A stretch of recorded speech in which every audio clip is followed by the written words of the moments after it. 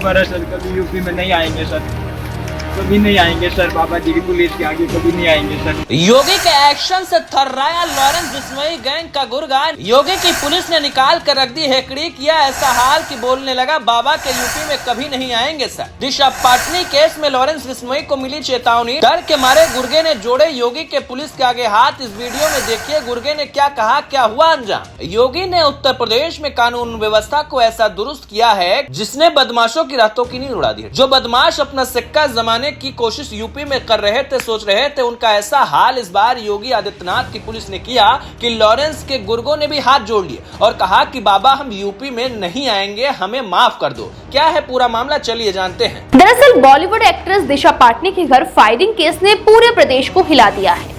इस केस की चर्चा सूबे ही नहीं बल्कि माया नगरी मुंबई तक छिड़ी हुई है, क्योंकि इस वारदात के पीछे कुख्यात लॉरेंस गैंग का नाम सामने आया और पुलिस के लिए चुनौती बन गया। लेकिन जिस अंदाज में यूपी पुलिस ने इस पूरे मामले को अंजाम तक पहुंचाया, उसने साबित कर दिया कि योगी की यूपी में अब अपराधियों की दादागिरी नहीं चलेगी। पहले 2 बदमाशों को रास्ते से हटाया गया, उसके बाद बरेली के शाही थाना क्षेत्र में फिर एक बार पुलिस ने बाकी दोनों आरोपियों को धर दबोचा। बताया जा रहा है कि शुक्रवार की शाम पुलिस और बदमाशों के बीच मुठभेड़ हुई, जहां 25,000 का इनामी बदमाश राम निवास उर्फ दीपू पुलिस की गोली से घायल हो गया। दोस्तों, ये वही राम निवास है जिस पर दिशा पाटनी के घर फायरिंग का आरोप था। घटना के बाद से वो लगातार फरार चल रहा था और पुलिस के लिए सिरदर्द बना हुआ था। लेकिन बाबा की पुलिस ने न केवल उसे ढूंढ निकाला बल्कि मुठभेड़ में घायल कर धर दबोचा। इस घटना का वीडियो भी सामने आया, जिसमें साफ देखा जा सकता है कि राम निवास जमीन पर पड़ा है, हाथ जोड़कर रहम की भीख मांग रहा है और कांपते हुए पुलिस से कह रहा है कि बाबा की यूपी में कभी नहीं आएंगे सर।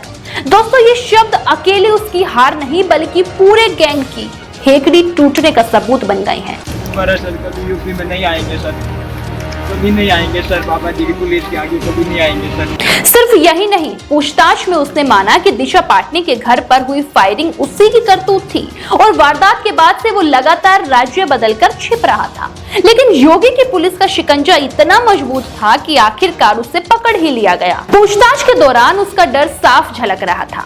उसने खुद कहा कि बाबा की पुलिस के सामने टिकना किसी के बस की बात नहीं है। रिपोर्ट्स की माने तो राम निवास के साथ पुलिस ने एक और शूटर अनिल को भी गिरफ्तार किया।